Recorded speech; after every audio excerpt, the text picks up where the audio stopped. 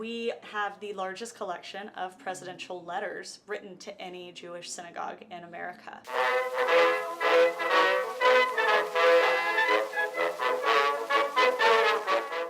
My name is Deanna Sorrells. I am the Museum and Docent Coordinator for Congregation Mickve Israel in Savannah, Georgia.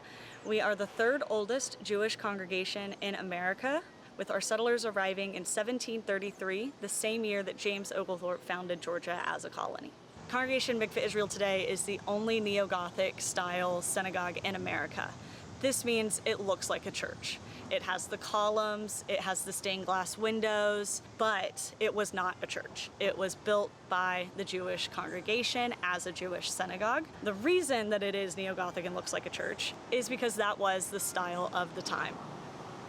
Bevis Marks had gifted the congregation a 15th century Torah scroll made of deerskin. This was so that when they arrived in the New World, they could start worshiping as soon as they landed. Unlike the Torahs of today, this Torah is written on deerskin, and this Torah is 700 years old. Oh my gosh. You're looking at the oldest Torah in America, and amongst the oldest remaining Torahs in the world. Because as we know, in the Second World War, a majority of the old Torahs were destroyed. In 1789, after George Washington is inaugurated as the first president of the United States, Levi Sheftel writes on behalf of the congregation congratulating him and also encouraging him to remember the religious freedom promise that they were given.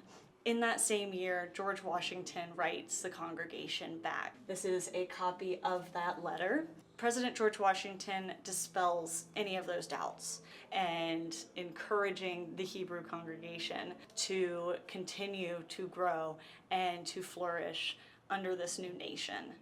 So the last thing I will leave you with to think about is that when the Jewish people arrived here in 1733, and they really weren't expected and they weren't invited, and they asked to get off that ship, and Oglethorpe said, yes, come in. You could argue that it was the first time in 2,000 years that a group of Jews went from one place they had been to a place they had not, and were welcomed to become a member of their community.